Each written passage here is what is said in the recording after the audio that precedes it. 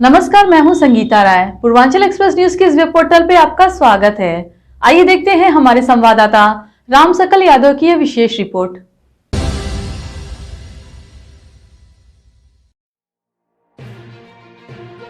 Bahujan Samaj party के नवनियुक्त प्रदेश अध्यक्ष विश्वनाथ पाल का प्रदेश अध्यक्ष बनने के बाद पहली बार आजमगढ़ जनपद में आगमन हुआ। इस दौरान जिला मुख्यालय स्थित नेहरू हॉल के सभागार में बसपा के नेताओं और कार्यकर्ताओं ने प्रदेश अध्यक्ष का भव्य स्वागत किया।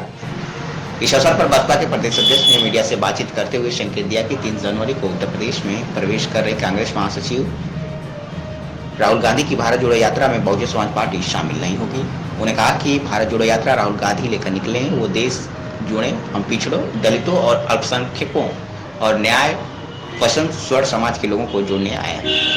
बसपा प्रदेश अध्यक्ष ने निकाय चुनाव बिना ओबीसी आरक्षण के कराए जाने के हाईकोर्ट की लखनऊ बेंच के फैसले पर कहा कि जब सरकार में बैठे 1 या 2 लोग ओबीसी आरक्षण डिसाइड करेंगे तो कोर्ट यही नहीं डलेगा। उन्होंने कहा कि ओबीसी को आरक्षण लंबी लड़ाई के बाद मिली है। 1952 में काका कालेकर की रिपोर्ट आने के बावजूद इसको लागू करते हुए 1990 में माननीय काशीराम और बहन मायावती जी के अथक प्रयास से ओबीसी के लिए आरक्षण लागू हुआ।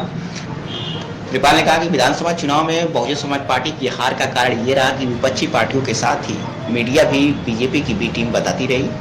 हमें नजरअंदाज किया गया और 10 लोकसभा सांसद वाली पार्टी को लड़ाई में ना दिखाकर 5 सांसद वाली समाजवादी पार्टी को बीजेपी की टक्कर में दिखाया गया, जिससे हमारा ओबीसी और मुस्लिम समाज भ्रमित हो गया। इसका असर विधानसभा चुनाव परिणामों पर पड़ा। उन्होंने कहा कि आगामी नगर निकाय चुनाव में बहुजन समाज पार्टी मजबूती से लड़ेगी और 2024 के लोकसभा चुनाव में उत्तर प्रदेश की अधिक से अधिक सीटों पर जीत दर्ज कर बहन कुमारी मायावती देश की प्रधानमंत्री बनेंगी। बसपा प्रदेश अध्यक्ष ने कहा कि विधानसभा चुनाव में पिछड़ा और मुस्लिम समाज के साथ साजिश हुई है। यहाँ यही संदेश देने आया हूँ कि आप लोगों का हित बहुजन समाज पार्टी में ही सुरक्षित है। चुनाव कराने के लिए कोर्ट ने कहा है, तो क्या सरकार के कई कमियां रह गई जो सरकार समझा नहीं सकी कोर्ट? नहीं, जब ये आरक्षण अकेले 1-2 लोग बैठ करके निर्णय ले लेंगे तो वो कोर्ट में लोग गए, कोर्ट ने उस बात को संज्ञान में लिया। मैं अभी यही तो बोल रहा था कि हमको आरक्षण 1952 में काका कालेकर आयोग की रिपोर्ट आ गई, फिर 78 में हमारी मंडल कमीशन रिपोर्ट आ गई, लेकिन हमको 90 में दिया गया।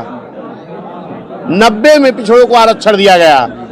देश की आज़ादी के बाद जोड़ेंगे या 1952 पहली बार वोट पड़ा तब से अगर आप जोड़ेंगे तो ये जान लीजिए कि 90 में यानी 38 साल बाद बहुजन समाज पार्टी के नेता माननीय कांशीराम साहब मान्य बहन जी के बदौलत तब इनको आरक्षण मिला था। ये निकाय चुनाव की क्या तैयारी है बसपा? बहुत मजबूत तैयारी निकाय चुनाव में बहुजन समाज पार्टी की।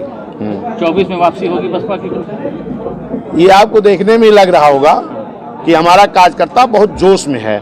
जब से बहन जी ने हमें जिम्मेदारी सौंपा, पिछड़े समाज के बेटे को, पूरा पिछड़ा समाज, पूरा अल्पसंख्यक सभी लोग साथ आ रहे हैं और इस नगर पंचायत चुनाव में अच्छा रिजल्ट आएगा और आने वाली जो 24 का चुनाव होगा उसमें बहुजन समाज पार्टी की ज्यादा सांसद जीत करके आएंगे, इस देश की प्रधानमंत्री माननीय बहन जी बनेंगी। कहीं ना कहीं अखिलेश यादव बी टीम बताते रहे पूरा चुनाव में। नहीं, अखिलेश नहीं बताते रहे, आप भी तो बताते रहे।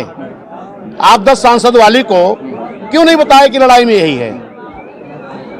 हम 26% वोट बेस वाले हैं, हम राष्ट्रीय पार्टी वाले हैं, हम 10 सांसद वाले हैं, लेकिन आप लोग भी जब माइक लगाते थे भाजपा को वोट दोगे कि सपा को, मुझे क्यों नहीं दिखाया गया?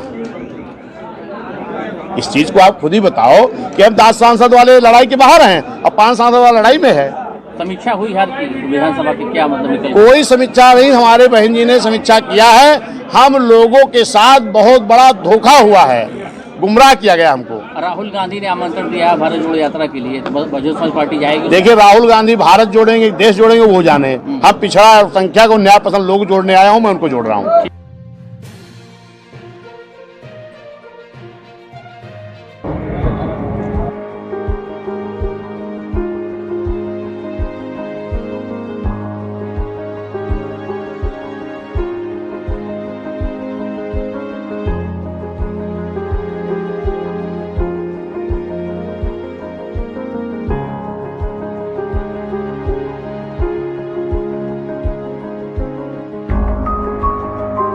अगर आपको हमारी खबर पसंद आई हो तो हमारे चैनल को लाइक, सब्सक्राइब और शेयर जरूर करिए।